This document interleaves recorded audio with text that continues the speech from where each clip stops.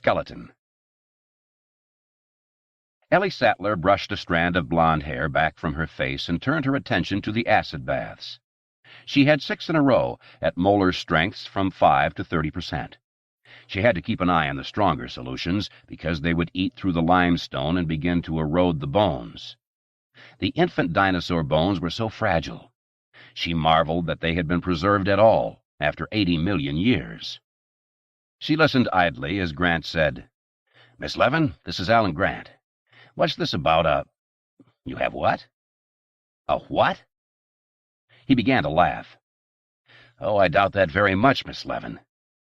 No, I really don't have time. I'm sorry. Well, I'd take a look at it, but I can pretty much guarantee it's a basilisk lizard. But, yes, you can do that.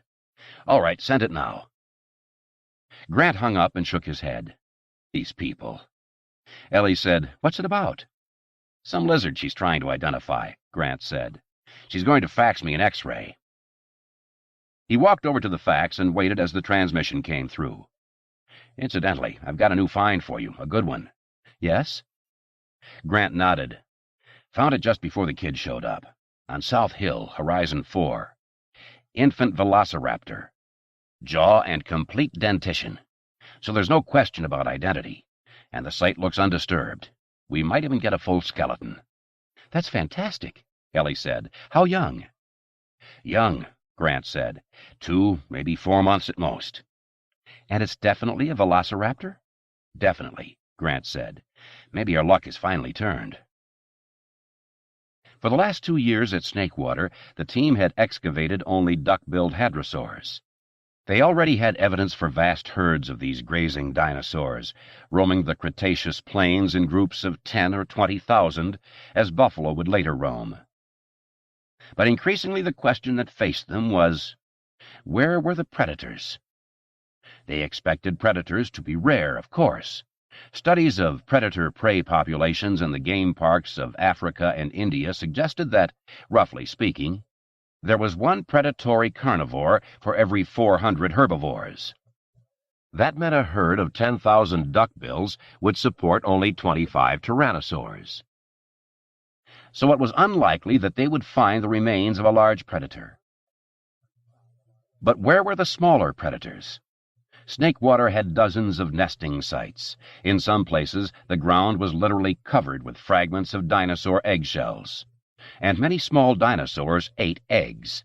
Animals like Dromaeosaurus, Oviraptor, Velociraptor, and Coelurus. Predators 3 to 6 feet tall must have been found here in abundance. But they had discovered none so far. Perhaps this Velociraptor skeleton did mean their luck had changed. And an infant.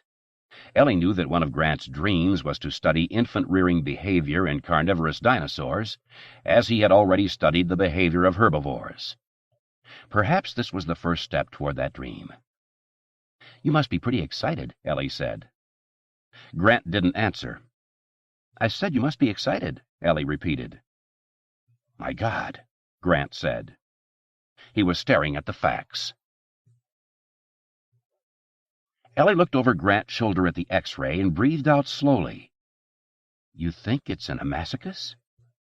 "Yes," Grant said, "or a Triassicus. The skeleton is so light." "But it's no lizard," she said.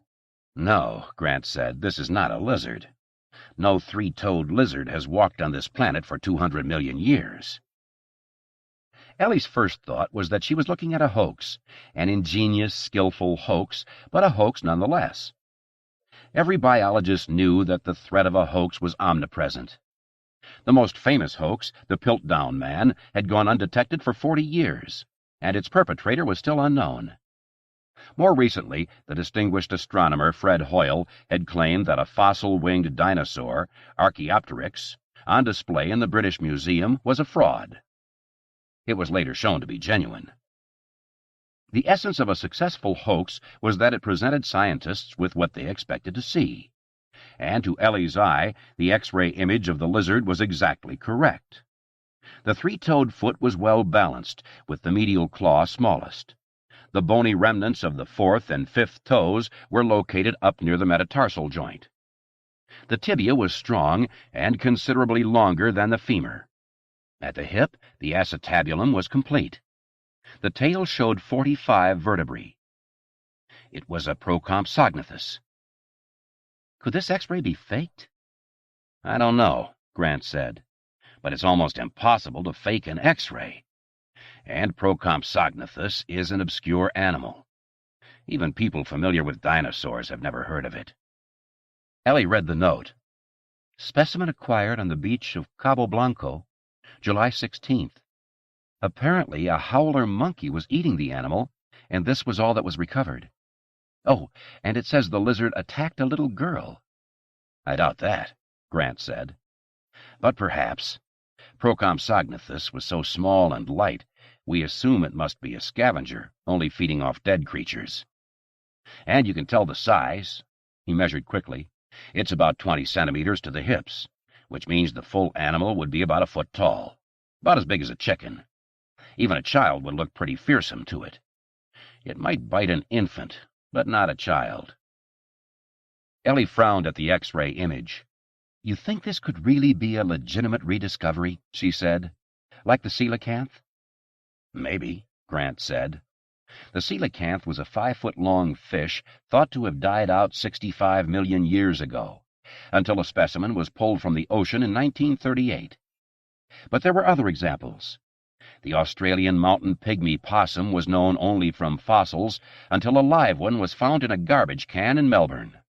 And a 10,000-year-old fossil fruit bat from New Guinea was described by a zoologist who not long afterward received a living specimen in the mail. But could it be real? She persisted. What about the age? Grant nodded. The age is a problem. Most rediscovered animals were rather recent additions to the fossil record, 10 or 20,000 years old. Some were a few million years old.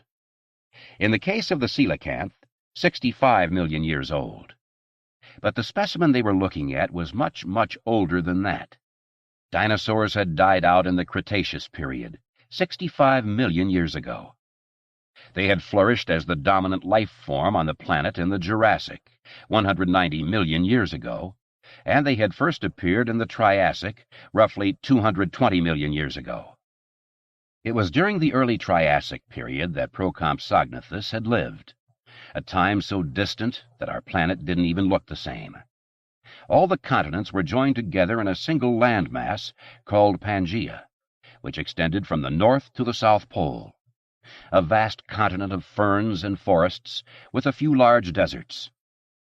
The Atlantic Ocean was a narrow lake between what would become Africa and Florida. The air was denser, the land was warmer. There were hundreds of active volcanoes.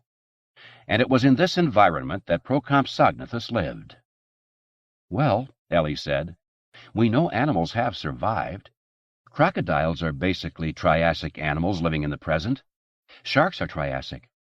So we know it has happened before. Grant nodded.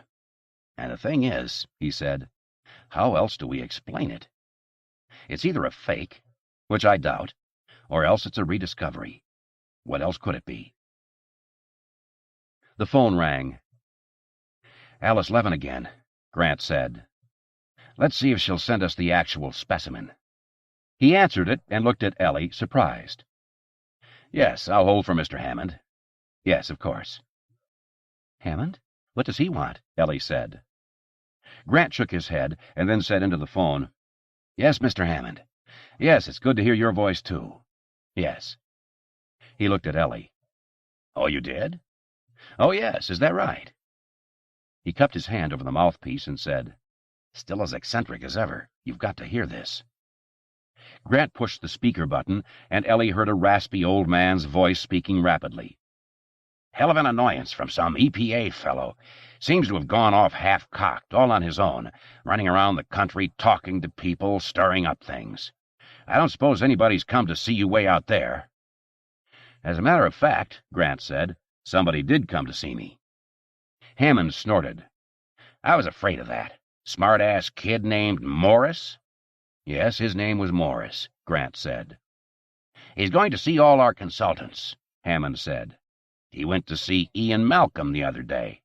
You know, the mathematician in Texas? That's the first I knew of it. We're having one hell of a time getting a handle on this thing. It's typical of the way government operates. There isn't any complaint, there isn't any charge, just harassment from some kid who's unsupervised and is running around at the taxpayer's expense. Did he bother you? Disrupt your work? No, he didn't bother me. Well, that's too bad, in a way, Hammond said, because I'd try and get an injunction to stop him if he had. As it is, I had our lawyers call over at EPA to find out what the hell their problem is.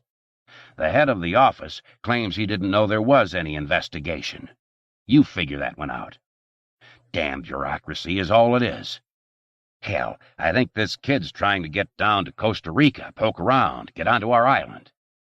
You know we have an island down there. No, Grant said, looking at Ellie. I didn't know.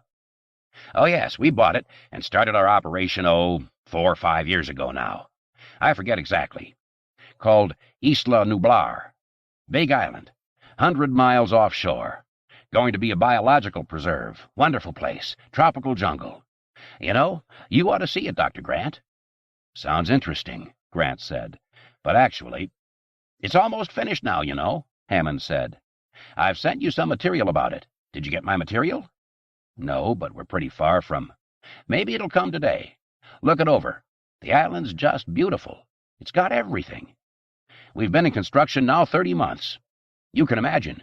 Big park. Opens in September next year. You really ought to go see it. It sounds wonderful, but... As a matter of fact, Hammond said, I'm going to insist you see it, Dr. Grant. I know you'd find it right up your alley. You'd find it fascinating. I'm in the middle of... Grant said. Say, I'll tell you what, Hammond said, as if the idea had just occurred to him. I'm having some of the people who consulted for us go down there this weekend. Spend a few days and look it over. At our expense, of course. It'd be terrific if you'd give us your opinion. I couldn't possibly, Grant said. Oh, just for the weekend, Hammond said, with the irritating, cheery persistence of an old man. That's all I'm talking about, Dr. Grant. I wouldn't want to interrupt your work. I know how important that work is. Believe me, I know that. Never interrupt your work. But you could hop on down there this weekend and be back on Monday. No, I couldn't, Grant said. I've just found a new skeleton and... Yes, fine, but I still think you should come, Hammond said, not really listening. And we've just received some evidence for a very puzzling and remarkable find, which seems to be a living procompsognathed. A what? Hammond said, slowing down. I didn't quite get that. You said a living procompsognathed? That's right, Grant said. It's a biological specimen, a partial fragment of an animal collected from Central America. A living animal. You don't say, Hammond said. A living animal. How extraordinary. Yes, Grant said. We think so, too.